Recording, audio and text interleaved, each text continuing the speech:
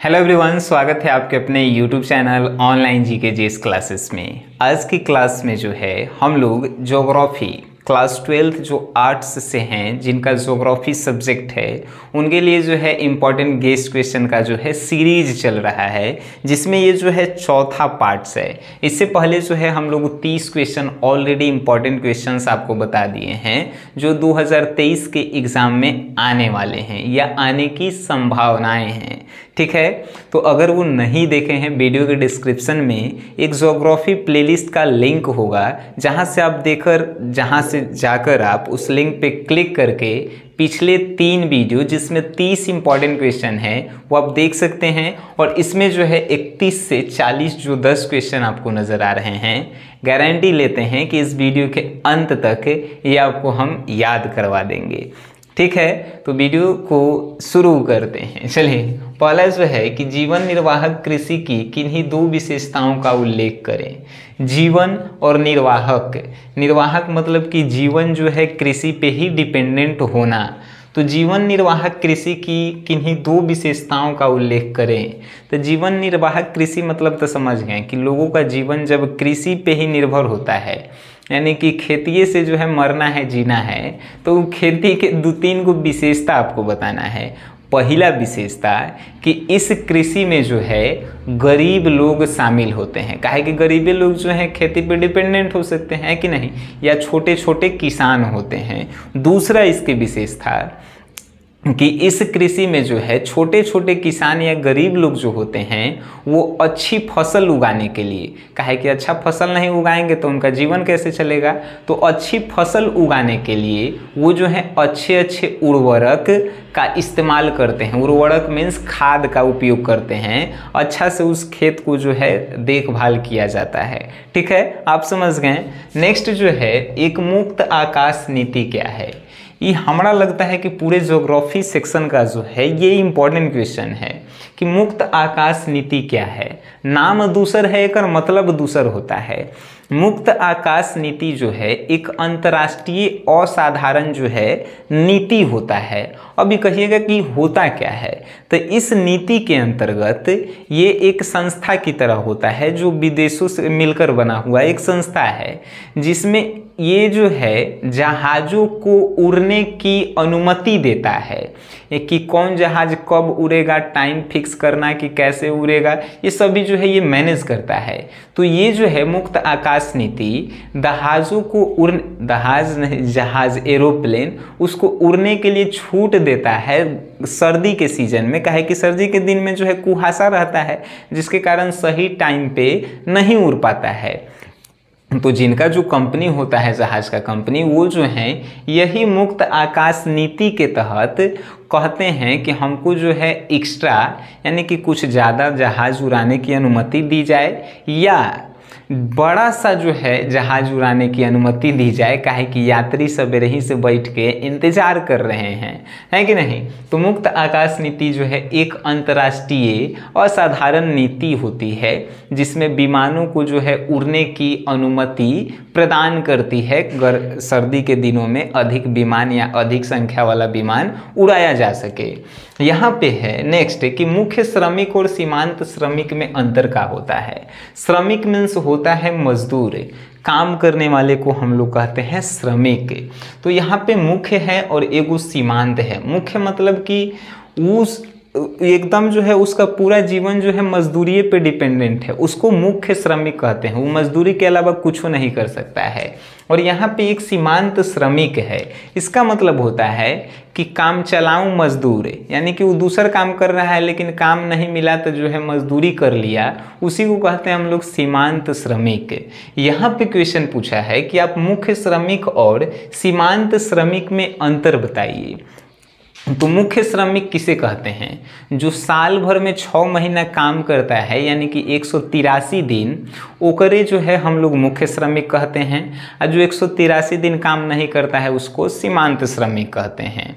मुख्य श्रमिक में जो है ज़्यादातर गरीब लोग ही आते हैं, है कि नहीं, जो मेहनत ज़्यादा करना पसंद करते हैं। सीमांत श्रमिक में जो है बहुत प्रकार के लोग आते हैं, ठीक है।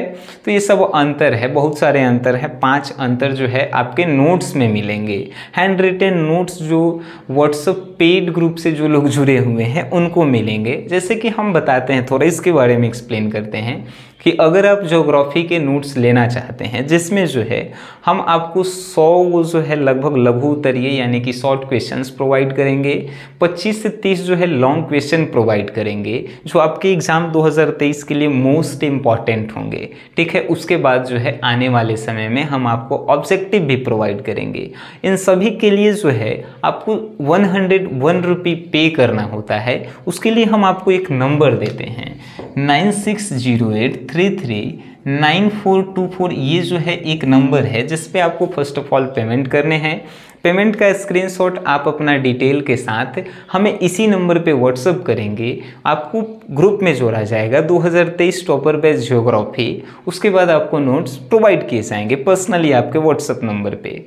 तो आप ले सकते हैं, इंटरेस्टेड हैं तभी, नहीं तो आप नहीं भी ले सकते हैं, ठीक है। अब आते हैं नेक्स्ट कि मानव भूगोल के 4 उप क्षेत्रों के नाम बताइए।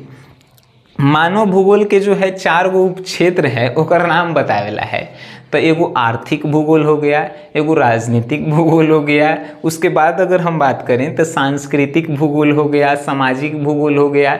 यही सब तो जो है मानव भूगोल के जो है पार्ट्स हैं, है कि नहीं। मानव भूगोल के उपक्षेत्र हैं, सांस्कृतिक भूगोल, उसके बाद जो है राजनीतिक भूगोल, आर्थिक भूगोल, ये सब जो है मानव भूगोल के उपक्षेत्र हैं।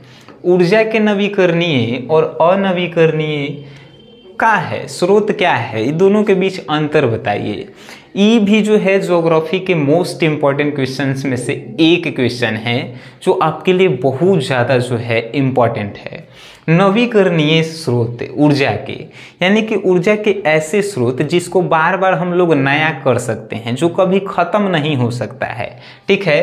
अनवीकरणीय कहे के मतलब कि एक बार आप उसको जला दिए तो दोबारा आप उसको जला नहीं सकते हैं। जैसे तो नवीकरणीय में कौन आएगा, सौर ऊर्जा, है कि नहीं, सोलर प्लेट, ये सब जो है नवीकरणीय ऊर्जा। जल ऊर्जा, ये सब जो है नवीकरणीय के अंतर्गत आएगा। लेकिन अनवीकरणीय कोयला आएगा, पेट्रोल आएगा, ये सब क्या है तो अनवीकरणीय है। पेट्रोल को आप एक बार जला देंगे तब फिर उसको जो है पेट्रोल बना सकते हैं। अगर ऐसा होता तो हमने के गाड़ी खरीदते लेकिन ओकरा में दोबारा पेट्रोल डलावे की आवश्यकता नहीं पड़ता। लेकिन ये सब अनवीकरणीय है, जिसको एक बार जला दीजिए ख़त्म हो जाएगा। लेकिन नवीकरणीय जिसको बार बार आप उपयोग कर सकते हैं, सोलर लाइट आप देखे होंगे, दिन भर में चार्ज होता है, रात भर आप बारिए फिर दिन में चार्ज होगा, फिर आप बार सकते हैं, है कि नहीं। तो ये सब जो है नवीकरणीय है। अब आप ये दोनों में अंतर जो है बउआ लेखा लिख सकते हैं कि नहीं लिख सकते हैं, तो सिंपल सी बात है। इसी तरह किसी भी टॉपिक को जो है आप समझने का प्रयास कीजिए। एक्चुअल में जो है कोनो सब्जेक्ट भारी नहीं होता है, सिर्फ आप कितना मेहनत करते हैं वो आपको सिर्फ ध्यान देना होता है। नेक्स्ट है कि भारत के 4 प्रमुख नाभिकीय ऊर्जा केंद्रों के नाम बताइए। भारत के 4 गो प्रमुख जहाँ जहाँ नाभिकीय ऊर्जा केंद्र है ओकर नाम बता दीजिए। तो हम आपको बताएंगे, एगो तारापुर है नाभिकीय केंद्र जो महाराष्ट्र में है, उसके बाद है एक रोहत भाठा जो राजस्थान में है, उसके बाद है कलपक्कम जो तमिलनाडु में है, और नरोरा जो उत्तर प्रदेश में है। ये हमारे नोट्स में आपको मिलेंगे, ठीक है। अब जो है नेक्स्ट बात करते हैं कि कुटीर उद्योग एवं लघु उद्योग में अंतर क्या होता है। बहुत ही आसान और बहुत इम्पॉर्टेंट प्रश्न हम इसको कह सकते हैं, क्योंकि आपने प्रीवियस ईयर के क्वेश्चन में ऐसे प्रश्न देखे होंगे। कुटीर उद्योग कहने का मतलब जो घर में किया गया काम को ही हम लोग कुटीर उद्योग कहते हैं। जैसे मेरे पास कोई हुनर है, फॉर एग्जाम्पल कि हम जो हैं पंखा बना सकते हैं, जो तार का पेड़ का पंखा होता है उसको बना सकते हैं।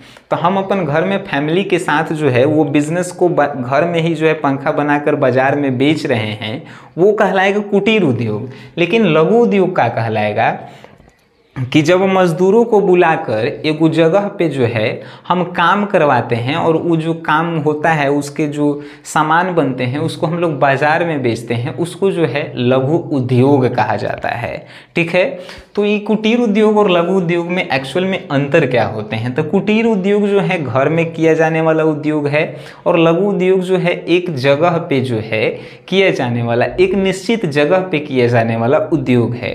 कुटीर उद्योग में जो है घर के लोग ही जो है काम करते हैं, लेकिन लघु उद्योग में जो है श्रमिक लोग काम करते हैं, मजदूर लोग काम करते हैं। ये जो है बहुत आसान प्रश्न में से एक है। नेक्स्ट है कि जल परिवहन के क्या लाभ हैं? जल परिवहन मतलब कि जल के द्वारा रास्ता, तो जल में जो रास्ता बना है जाए आवे के, उसके लाभ क्या हैं बताइए। तो जल परिवहन के जो है बहुत सारा लाभ है। पहला लाभ का है तो रोड, सरकार के रोड बनावेला तो पैसा बच रहा है कि नहीं?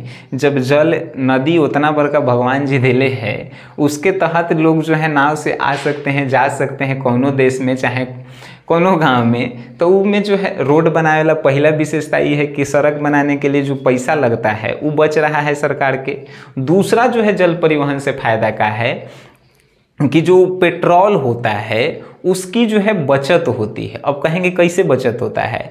तो रोड पे जब गाड़ी चलता है तो चक्का का जो है रोड के साथ एक घर्षण होता है, जिसके कारण पेट्रोल डीजल जो है ज़्यादा मात्रा में लगता है। लेकिन जब पानी में गाड़ी चलता है, पानी में जो नाव चलता है, उसका घर्षण पानी के साथ नहीं होता है, तो डीजल ये सब का बचाव है। तो ये जो है प्रॉफिट है। नोट्स में आप देखेंगे बहुत सारे बताए गए हैं, 4-5 जो है अंतर बताए गए हैं, क्या लाभ हैं। नेक्स्ट है कि रोपण कृषि क्या है, इनके फसलों के नाम लिखिए। रोपण कृषि देखने में लगता है कि ये वो अलग प्रकार की कृषि है। रोपण कृषि वैसे कृषि को कहा जाता है जो साल भर में एक के बार बोया जाता है लेकिन काटल जाता है बार बार। कहे का मतलब कि चाय के एक बार बागान साल भर में लग जाता है और साल भर ओकरा से चाय लगाते निकालते रहिए, है कि नहीं? तो चाय जो है रोपण कृषि है।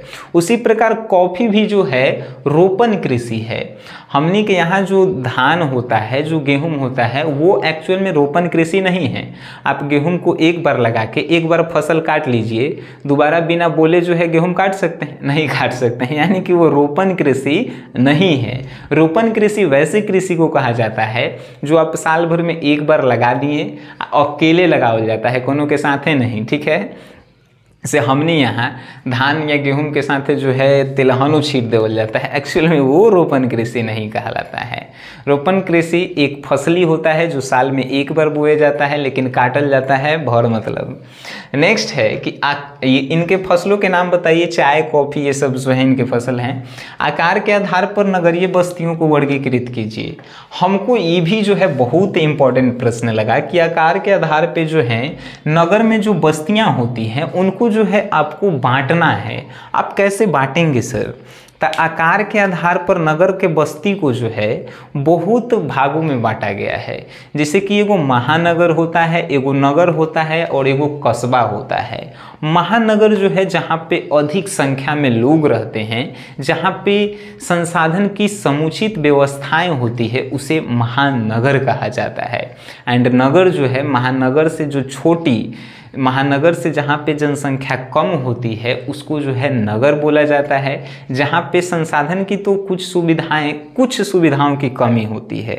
और कस्बा उसे बोला जाता है जो नगर के छोटे छोटे जो है गांव, जैसे कि हमने के वार्ड जिसको बोलते हैं, एक्चुअल में उसको कस्बा हम लोग बोल सकते हैं। बहुत सारे जैसे कि लोगों का एक संगठन होता है जहाँ पे लोग जो है एकत्रित होकर रह रहे हैं, उसी को हम लोग कस्बा बोल सकते हैं। तो आपने जो है ज्योग्राफी के लगभग 10 इंपॉर्टेंट क्वेश्चंस देखें। इससे पहले 30 देख चुके होंगे आप, जहां तक हमें विश्वास है, और आगे जो है लगभग अभी 100 क्वेश्चंस आने वाले हैं। तो आप लोग जो हैं अगर देखे हैं, कुछ नहीं करना है, इसको जो है सिर्फ शेयर करना है। ठीक है, वीडियो देखे हैं, मेरे तरफ से धन्यवाद।